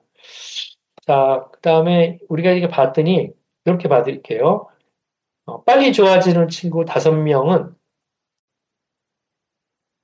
이게 SIB라고 그래서 틱 중에 자해하는 틱이 있습니다. 얼굴을 치거나 눈을 치거나 예, 이렇게 하면 다칠 거라는 걸 알면서 자기 몸을 가해하는 거. 제일 많이 가해하는 게 얼굴 쪽인데 얼굴을 가해하게 되는데 어떤 애들은 너무 이걸 쳐서 이 여기 팔꿈치를 쳐서 팔꿈치에 그 관절도 손상되는 애가 있는데 이런 것들을 전체적으로 우리가 자해성 행동이라고 그래서 틱과 관련된 자해성 틱이에요. 영어로는 이게 셀프, I는 인주어리, 그러니까 자기 손상, 그리고 행동, BA. 그래서 자기 행동이 얼마나 많은가 봤더니 여기는 5명 중에 하나밖에 없고요. 나중에 좋아지는 애들이 훨씬 많아요, 빈도가. 그래서 우리가 이 자해성 틱이 많다고 하는 것은 전체적으로 감각이 조금 더 감각틱이 많은 애들이고, 감각틱이 많은 애들이 혹시 강박성 틱도 있지 않을까라고 생각을 하는데, 이게 사례가 한 20케이스밖에 안 돼서 아직은 저희가 분석을 못하고 앞으로 수십 케이스가 더 모아지면 좋은 자료가 나올 것 같습니다. 전체적으로 보면 다 이렇게 좋아진 게 어디에 좋아지냐면 3개월 안에 좋아질 건 다 좋아져요. 특히 빨리 좋아지는 애들 볼까요? 여기요. 쫙 좋아져요. 거의. 점수가 거의 70점대에서 그냥 20점대로 확 낮아지거든요. 그리고 20점대를 유지하고 있다는 거죠. 중요한 거는 이 DBS는 먹고 있던 약을 계속 먹으면서 합니다. 간혹 약 끊고 하는 줄 알아요. 그러니까 약을 먹고 효과가 없기 때문에 추가하는 치료이기 때문에 그 대신 수술하는 동안에는 제가 용량을 변경하지 않습니다. 그대로 저는 가고 상태만 체크해 드립니다. 이걸 제가 참고로 말씀드리겠습니다. TDCS라는 것은 이렇게 생겼습니다. 이렇게 꼽고 전기 자극을 넣으면 이 전기 자극이 뇌의 어떤 어, 변화를 일으키는데 우리는 추측으로 전기가 쏘는 게 아니라 전기가 들어가면 자기장이 형성이 돼서 이 자기장이 결국 뇌세포의 활동을 조절하지 않을까 이렇게 추측을 합니다. 아까 얘기한 대로 그 효과는 입증되지 않았지만 어쨌든 한다. 그리고 보면은 이 샴이라고 하는 것은 이제 우리가 보통 2mg을 전류를 흐르는데 얘는 전류를 0.3을 쓰죠. 그러니까 효과가 없는 가짜로 전류만 흘려보내는 거예요. 그럼 이걸 샴이라고 그러고 이거는 이제 우리가 치료 효과를 입는 걸로 보는데 가려움증이 나타났네요. 그러면 이 샴은 전류 때문에 생긴 게 아니라 뭐를 꼽았기 때문에 괜히 기분상 내가 여기가 좀 가렵다라고 보고하는 거죠. 그래서 뭐 전류가 흐른다니까 따갑다고 느끼고 뭐 이런 식입니다. 사실은 이 샴 그룹과 이 정도는 샴 그룹에 비해서 큰 차이가 없기 때문에 저희가 보통 이거는 뭐 부작용이라고 얘기 안 합니다. 그 다음에 요거는 이제 BDNF라고 해갖고 우리 신경세포에서 시냅스나 신경세포를 더 활발하게 만드는 우리 몸에 그런 BDNF라는 물질이 있습니다. 근데 이거는 사람한테 생기고 동물에서 했습니다. 그렇기 때문에 이 동물에서 나온 효과를 갖고 되게 쥐를 갖고 하는데 과연 이 쥐를 했다가 그러는 것이 효과가 있겠느냐. 두 번째, 쥐에서 BDNF가 올라갔다 그래서 이게 꼭 틱에 영향을 주는 거라고 설명할 수 있느냐. 그거는 모릅니다. 그래서 이거는 하여튼 그렇다라고만 알려면, 그래서 이것 때문에 결국은 이제 효과가 안 되는 거예요. 전체적으로 이제 슬라이드 끝자 갑니다. 우리가 보통 틱이 있는 경우에 틱 증상도 중요하지만 그 사람의 삶의 질을, 모든 병이, 만성 질환은 다 삶의 질을 결정하는데 보통 WHO에서 정하는 WHO QOL 이렇게 얘기합니다. 26개 문항으로 되어 있고요. 이 문항은 보통 신체적인 건강, 그다음에 심리적인 건강, 그다음에 사회적 기능, 그다음에 환경적 기능. 해보면 이 투렛병인들이 다 접수가 낮습니다. 지금. 그러니까 기능이 떨어진다는 얘기예요. 여기서 봤더니 이 사람들이 이걸 발표하면서 연구를 해봤더니 이 여기에 영향을 가장 많이 주는 거는 우울이라고 얘기했어요. 결국 이거는 애들이 아니라 성인을 중심으로 한 데이터이기 때문에 결국 나이를 먹고 틱 때문에 괴로우면 틱만 중요한 게 아니라 오히려 그 사람이 틱 때문에 생긴 여러 가지 사회 심리적 병폐들, 상처받은 거, 그다음에 사회 생활하면서 얻은 어떤 그뭐 뭐 위축감 이런 것들이 이 사람의 우울을 결정한다는 거죠. 이 우울이 삶의 질을 감소시키는데 중요한 예측입니다. 그래서 이제 이런 경우를 보면 우리가 치료를 하는 것은 물론 증상을 좋아지는 것도 중요한데 증상 좋아지는 것 이외에 이 사람이 갖고 있는 이 동반의 문제, 동반된 이런 정신병리 문제를 도와주는 게 오히려 이 사람한테 좋고요. 이런 걸 도와주면 특히 좋아집니다. 하나 제가 예를 하나 들어드리겠습니다. 아까 제가 이제 보통 애들이 어릴 때 한 2살, 아니 2학년, 3학년 이렇게 틱이 생기면 보통 어머니들이 또는 아버님들이 특히 어머니들이 그러는데 얘 스트레스를 빼줍니다. 틱은 스트레스 때문에 생겼대. 아니죠. 틱은 스트레스 때문에 생긴 게 아니라 틱은 스트레스 때문에 심해지는 거죠. 좋아요. 스트레스를 줄여주는 건 좋은데 뭘 하느냐면 필요한 스트레스까지 다 빼버려요. 어떻게 뭐 학원도 빼고 뭐 가능하면 뭣도 빼고 뭐 그래요. 아주 심한 경우는 빼도 되겠는데 꼭 그지 필요 없다. 그리고 아이가 스스로 할 수 있는 어떤 스트레스를 좋아하는 것들 훈육이 약해져요. 그래서 애들이 어떻게 되냐면은 자율성과 자발성이 굉장히 낮아져 있어요. 스스로 할 일도 안 하고 또 뭐 애가 아침에 약을 먹으니까 늦게 일어나요. 그래서 뭐 힘드니까 깨워서 겨우 일어나면 뭐 아침에 뭐 밥 먹어라 뭐 계속 잔소리 해가면서 한 4, 5년 지나고 병원에 오면 되게 한 5, 6학년 또는 중학교쯤 오면은 거의 제가 보면 틱만 문제가 돼야 아니라 얘가 스스로 자기 스스로 할 수 있는 게 없어져요. 즉 자존감이 내려가 있죠. 자존감이 내려가는 거는 우울을 형성하는 데 좋습니다. 제가 이런 경우는 치료를 이제 우울을 치료할 때 약도 물론 좀 필요하면 쓰지만 대부분 이 아이가 갖고 있는 자발성과 자율성이 많이 낮아져 있다면 이걸 회복합니다. 이때부터 이제 부모하고의 이 문제를 갖고 제가 애하고 실갱이를 시작하는데 이렇게 해서 성공하는 경우가 종종 있어요. 우리 애가 아침에 일어나기 시작했어요. 일어나면 알아서 좀 씻어요. 요새는 잔소리 안 하고도 밥을 먹어요. 뭐, 뭐 학교도 좀 늦으면 막 뛰어가기도 해요. 뭐 등등등. 이렇게 자율적인 게 생기면 틱도 좋아져요. 약을 안 바꿨는데도. 그리고 애도 우울도 좋아지고. 이런 거 보면 확실히 어른뿐만 아니라 애들한테도 굉장히 낮은 자존감, 위축 이런 것들이 틱에 굉장히 영향을 준다. 이런 거 제가 말씀드립니다. 네. 자, 강박장애가 아까 위험하다고 그랬는데 사실 이 연구에서는 강박장애를 감안해서 봤는데도 강박보다 우울이 더 중요하더라. 이게 나옵니다.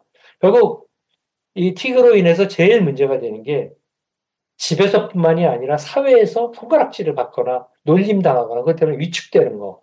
이게 굉장히 사회활동에 문제가 생겨요. 그래서 이런 사회활동을 적게 하면 결국은 삶의 질이 낮아지고 그 다음에 굉장히 문제가 됩니다. 그래서 하여튼 이런 활동을 많이 늘림으로써 애가 갖고 있는 감정도 좀 빌드업 시키고 좀 분위기도 올려주고 이럴 필요가 있습니다. 그리고 이런 공공장소나 외출을 이제 피하는 게 많은데 특히 대중교통 이용할 때 자꾸 눈치 보고 그러는 게 제가 이제 튀긴 애들한테 꼭 얘기해요. 지금부터 나하고 치료받으면서 해야 할 일 하나 있는데 네 얼굴 두껍게 만들기야. 얼굴이 두꺼워지거라. 이게 무슨 얘기냐면 틱이 있다고 네가 손가락질 받을 이유는 없다. 그래서 틱이 있어서 네가 힘들면 그때는 제가 사실 좀 아파요. 그래서 이게 증상인데 양해해 주면 고맙겠습니다. 라고 하는 짓입니다. 지금 오래된 저한테 다녔던 환자 중에 아마 그 친구 이제 기억이 나는데 그 친구가 아마 투리협회에도 여기 아마 회원이었을 것 같은데 그 친구가 뭘 갖고 다녔냐면 고등학교 때 저한테 오더니 요만한 한 우리 휴대폰만한 명함을 갖고 왔어요. 거기에 휴대폰에 뭐라고 써 있냐면 저는 틱을 합니다. 뒷면에 저는 증상이기 때문에 이해해 주세요라고 하는 갖고 다녀요. 그걸 코팅을 해갖고 걔가 버스를 타거나 그러면은 그걸 쳐다본대요. 걔가 틱을 음성 틱을 많이 하거든요. 이런 음성 틱을 하는데 걔가 틱을 딱 하면 이걸 붙인답니다. 앞에다가 그리고 이렇게 보여줍니다. 그리고 뒷면을 보여줍니다.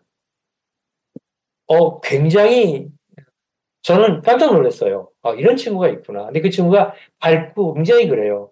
이 친구가 결국은 이런 여러 가지 때문에 사실 방송을 탔어요. 방송을 타고 이 방송을 타고 이런 여러 가지에 대해서 결국은 모 대학의 사회복지학과에 특례 입학을 합니다. 그 특례 입학이 아니라 뭐라 그러죠? 이거?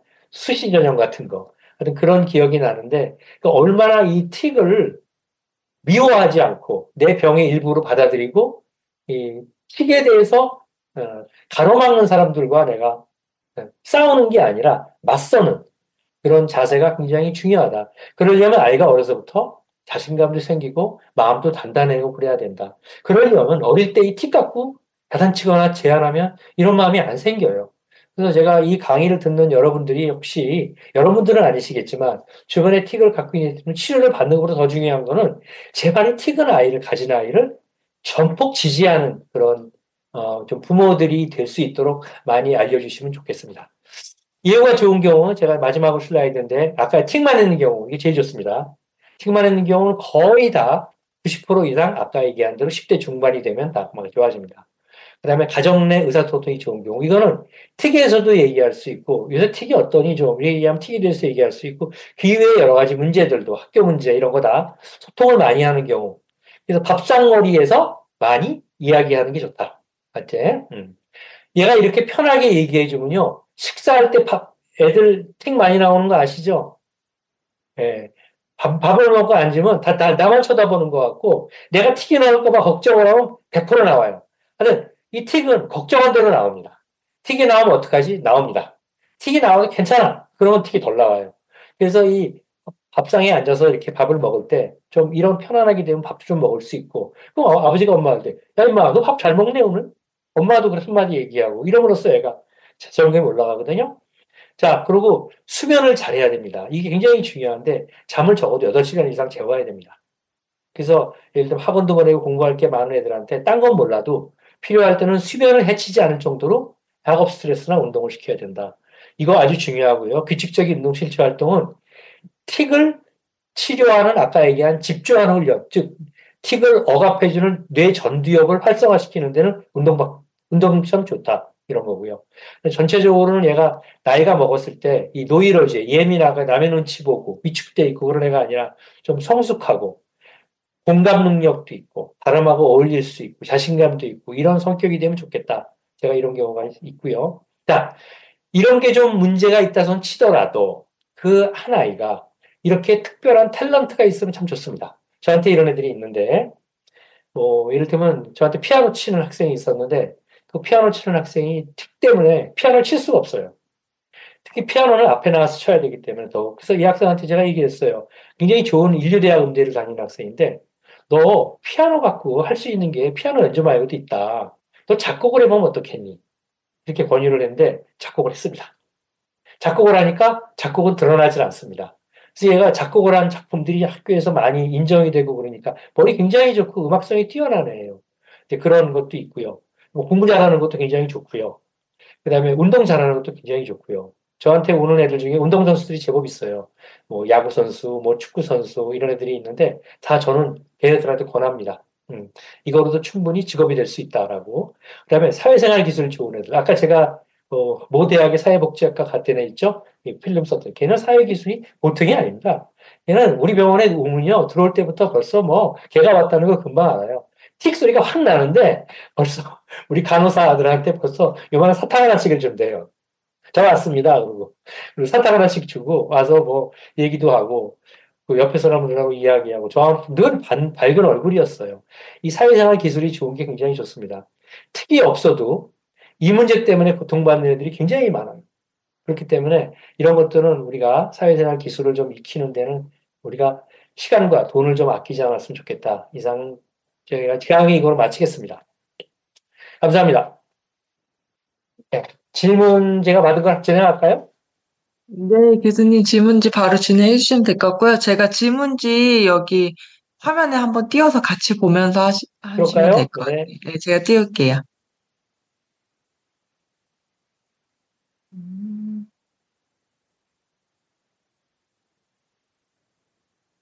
네, 질문지 보이실까요? 네, 보입니다. 네, 조금 더 크게 네, 크게 해주시면 키울게요. 고맙겠습니다. 안경을 쓰긴 썼는데, 좋습니다. 좋습니다. 자, 네네. 첫째, 사춘기를 기점으로 틱이 폭발했다가 아니라 틱이 악화돼요.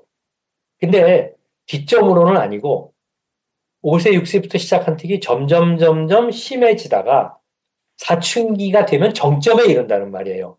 그러니까 산이 갑자기 정상에 와서 솟아오르는 게 아니라 점점 그냥 올라가고 있어요. 그래서 정상에 도달하는 게 한 사춘기점이다.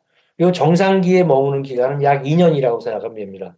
그럼 요 2년 동안은 틱만 심해지는 게 아니라 보통 사춘기 현상이 2년간 지속됩니다. 그러면 사춘기 때는 왜 이렇게 많이 나오느냐? 자, 말씀드리겠습니다. 사춘기에는 어떤 일이 일어나느냐면요.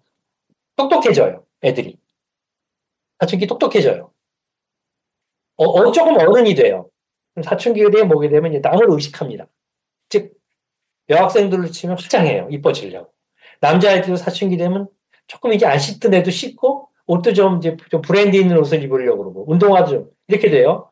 남을 의식하죠? 자, 남을 의식하면 어떻게 된다고요, 틱이? 심해질 수 있어요. 1번. 심리적으로, 또 사회적으로.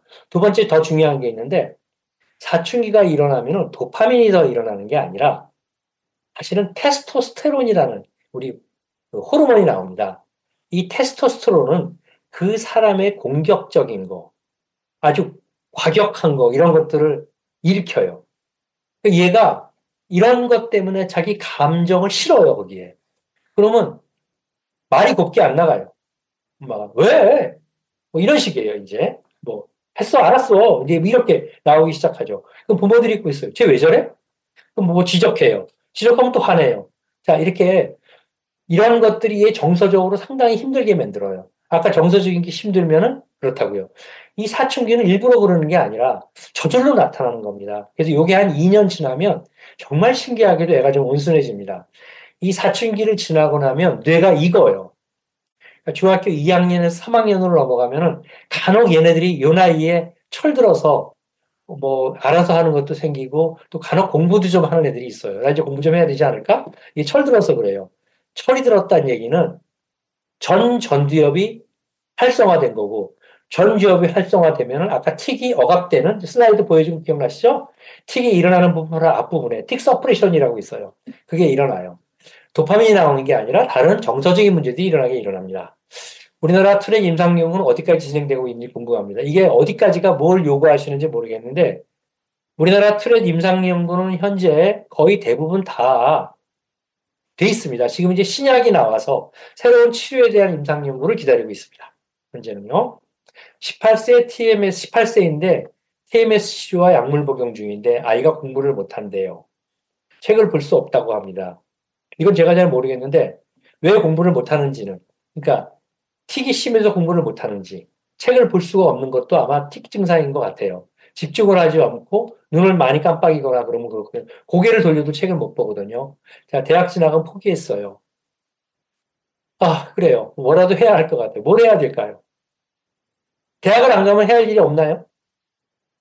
진짜요? 그리고 책을 못 보거나 그러면 반드시 좋은 대학은 못 갈지 몰라도 지가 하고 싶은 거, 대학을 가는 게 목적이 아니라 고등학교 졸업하고 새로운 공부를 하러 가는 거죠. 대학에서 공부를 하는 거는 고등학교까지는 대학을 가기 위한 공부지만 대학에서의 공부는 내가 사회에 나와서 일할 수 있는 사람이 되기 위한 공부죠. 이 공부를 하는 것이라면 굳이 어디라도 내가 분야만 정하면 되는 것 같아요. 그래서 제 생각에는 이 대학 진학과 관련된 지금 어머니의 고충은 제가 보기에는 의사 선생님하고 조금 더 논의를 하고요. 제가 이건 여기까지 잘 모르겠어요. 제가 요 경우는 18세라면 하고 그다음에 이 TMS 치료는 얼마를 받았는지 모르겠는데 10회 이상을 받아서 효과가 전혀 없다면 20회까지 갈 필요는 없을 것 같습니다. 제 생각엔. 예. 그리고 TMS는 효과가 충분히 입증된 치료는 아니라는 거. 예. 그다음에 아빌리파이 용량 50이면 얼마나 될까요? 정신과 약은요, 체중 따라 먹는 게 거의 없습니다. 유일하게 체중이 따라 먹는 약은 ADHD에서 쓰이는 주의력 증진제만 체중을 기준으로 하는 게 아니라 체중을 감안해서 용량을 조절합니다. 그러니까 체중에 따라 몇 밀리에서 몇 밀리 사이 이렇게 돼 있어요. 그렇기 때문에 아빌리파이 체중 50이면 1밀리를 먹는 경우도 있고요. 15밀리 먹는 경우도 있습니다. 자, 이거는 뭐가 적당하냐면은 이 약물이 얘한테 얼마나 필요한 정도인지를 소량부터 쓰기 시작해서 가장 최적의 효과를 나타내는 고용량이 결정하는 거기 때문에 약물 치료 반응에 따라 용량이 결정된다고 보시면 됩니다. 눈 깜빡이 띄움을 시작한 지 2년 가까이 되었는데, 아, 지금 몇 살인지 모르겠는데, 현재는 음성틱과 근육틱이 동시에 나타나고 있습니다. 동시일 수도 있고, 시간 간격으로 하루 종일 보면 음성틱과 근육틱이 다 보인다는 경우죠. 2년 정도 된 거로 보타면 제가 보기에는 아마 한 빠르면 2학년 아니면 3학년쯤 될 것 같습니다. 그러면 이때 약물 등 적극적으로, 약물은 적극적으로 치료하는 게 아니고요. 그냥 치료의 기본 치료입니다. 그러니까 기본 치료가 약물이기 때문에 약을 먹어야 되는지에 대한 얘기를 부르신 것 같은데 이거는 이게 결정하는 게 아니라 아까 제가 증상 말고 뭐가 있다고 그랬죠. 기능장애가 있죠. 그러니까 이 틱 때문에 생기는 기능장애, 즉 아이가 음성틱이나 근육틱 때문에 얼마나 괴로워, 힘들어. 둘째, 이것 때문에 무슨 일을 하는데 장애가 있어. 식사를 하거나 사회생활을 하거나 뭐. 세 번째는 얘가 이것 때문에 남의 눈치를 봐요. 또는 애들이 이것 때문에 지적을 해요. 이러면 반드시 치료를 해야 됩니다. 자연 소거되도록 내버려 둘 때는 이 지금 얘기한 제가 네 가지 조건이 없을 때 이때는 좀 기다려 볼 수 있습니다. 보통 자연 소거되도록 기다려 볼 때는 제가 보통 정한 기준은 보통 틱 증상이 3개 정도 이하일 때입니다. 행동 틱이. 그리고 음성은 단순 틱으로 뭐 목을 씹는 소리라든지 킁킁거리는 정도가 약하게 나타날 때. 그러니까 자기가 이걸 컨트롤할 수 있고 좀 남한테 눈에 띄지 않을 때. 이 정도일 때는 증상이 보통 4개, 5개 정도 되거든요. 합치면. 이때는 내버려도 된다고 생각합니다. 나에테라틸의 경과는 제가 아까 말씀드렸고요. 유아의 경우 강박 불안이 동시에 나옵니다. 이때는 우리가 약물 치료도 중요하지만 아까 제가 얘기한 대로 틱 약할 거예요, 아마.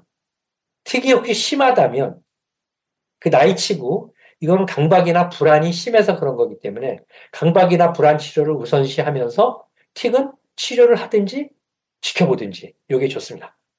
에코피팜약과 손목당치는 언제 나올지 저도 모르겠습니다. 에코피팜이 25년도에 지금 논문이 나왔고 실험이 진행된 건 23년으로 기억을 하고 있습니다. 제가.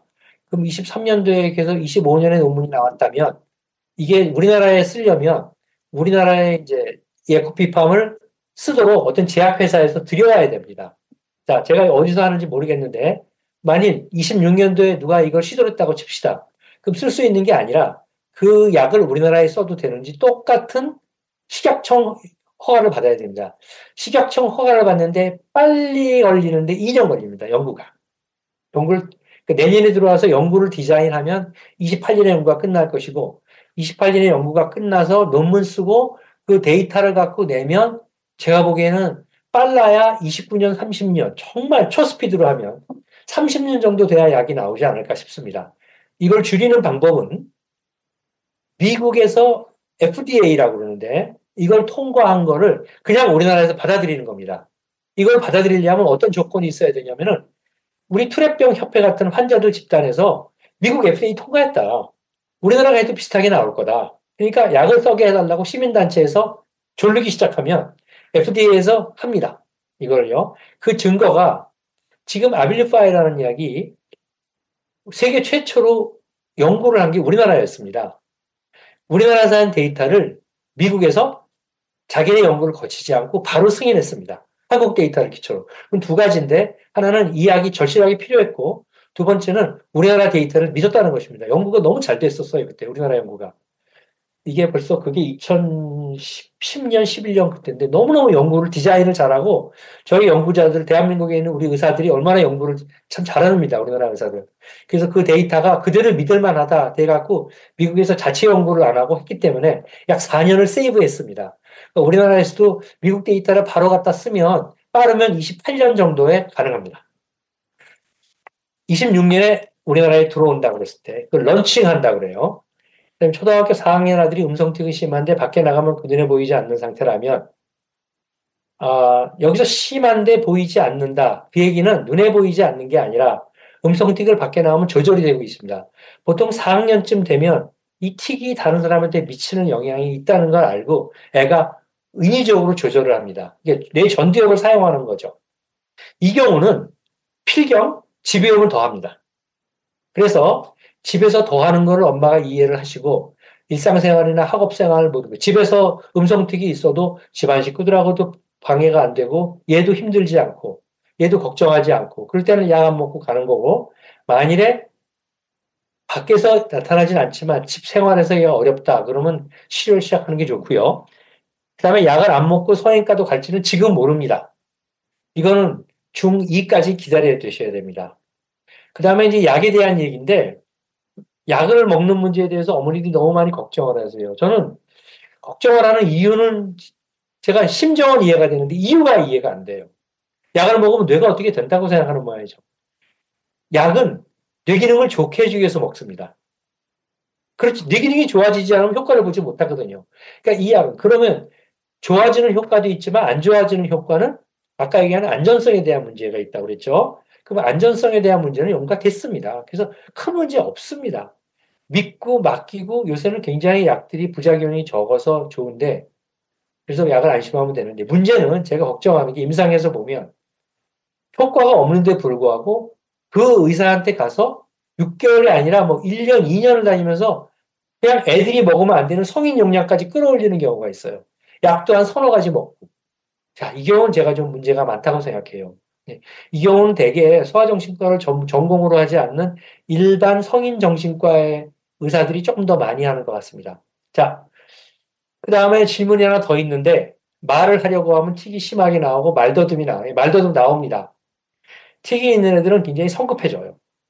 성급해지면은 얘가 예를 들면 ADHD와 비슷해 보이는 게 이것 때문에 그런데 ADHD에서 주의력 검사를 하면 충동성이 증가합니다. 충동성이 증가한다는 얘기는 성급해지는 거예요. 생각도 성급해지고 판단하는 것도 성급해지고 마음도 성급해지고 감정도 성급해집니다. 그러면 이때는 말 더듬는데 1번입니다. 그래서 말 더듬는 게 관련이 있다라고 생각하시고요. 말 더듬이 틱은 아니에요. 그러나 틱과 매우 관련이 있는 증상이라는 거. 언제쯤 약을 안 먹을 수 있을까요? 예, 약을 안 먹을 수 있는 애들은 한 중학교에서 끝날 때쯤 되면 아마 50% 정도는 안 먹을 수 있고요. 그 다음에 약을 성인기 돼서도 한 80% 정도는 약을 안 먹는 경우가 있습니다. 성인기 돼서도 약을 먹는 경우는 약 20살 넘어서 10에서 20% 정도 됩니다. 그러면 이제 언제쯤 완화가 될까에는 아까 여러 번 제가 얘기했듯이 일반적인 애들은 중학교 2, 3학년 때 많이 완화가 되고요. 그 다음에 완화되는 시기는 10대 후반입니다. 그럼 세 번째 완화되는 시기는 20대 중후반. 대개 30대가 돼서도 틱이 있다면 증상이 심하지 않는 경우는 너무 걱정 안 하시고요. 약을 좀 먹어도 큰 문제 없습니다. 그리고 이건 부모가 걱정하지 않아도 성인이 되면 본인들이 알아서 벌써 알아서 약을 먹고 안 먹고를 의사들하고 얘기하시기 때문에 부모님의 걱정은 덜 수 있을 겁니다. 제가 주어진 질문에 답을 다 했습니다.